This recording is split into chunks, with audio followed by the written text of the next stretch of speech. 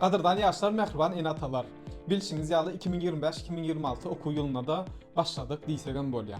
Ve käbir habarlara göre käbir universitetlerin Türkmenistanyň sanawyna goşulandyğı hakynda bilgiler paýlaşylýar. Bizden hem anyklamak üçin soraýarlar jaň edip.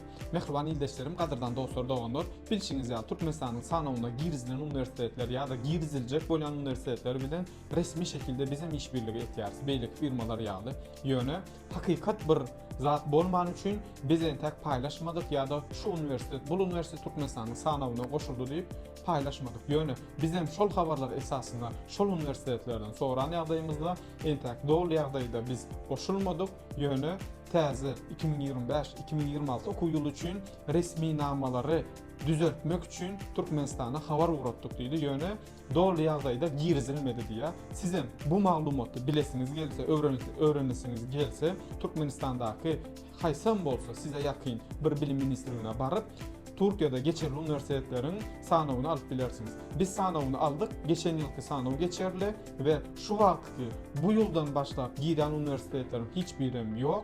Bolaýan ýagdaýynda biz hem goýarys. Ýöne 2025-2026 okuw ýyly üçin täze resmi namalar entek çykmandyr we haýsy universitetlerin barlygyny ýa-da haýsy universitetlerin girizlenligini dogry ýagdaýda entek bilip bilmeýär. Şoň üçin şu wagt kän ildeşlerimiz ıstanyp şol universitet geçildi ýa-da şol universitet Türkmenistan sanawyna girizildi diýip şol universitetlere registrasiýa bolýarlar. Erte bir gün anyk bir şekilde girizilmediği takdirde siz magdur duruma düşýäňiz we şoň üçin mehriban ildeşlerim, siz okuwa ýa-da bilim almana geljek bolsaňyz Alazim danışmanlygyň telefon bilgileri bilen habarlaşyn.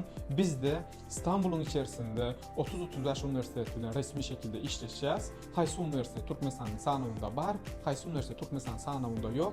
Bulary anyk bir şekilde size maglumat berip bilýäris ve isteseňiz biz size ynamly ve kaliteli şekilde Türkmenistanyň sanawynda universitetlerle registrasiýa edip amatly şekilde okumaňyza kömekçi bolup bilýäris. Alazim danışmanlygynyň telefon bilgileri bilen habarlaşyn. Alazim danışmanlyk awukatlar olar hyzmat bermäne kaliteli bir şekilde sizlere hyzmat berýär. Ynam sizden, hyzmat bizden. Hoş sağ olun, sağlıkla görüşelim.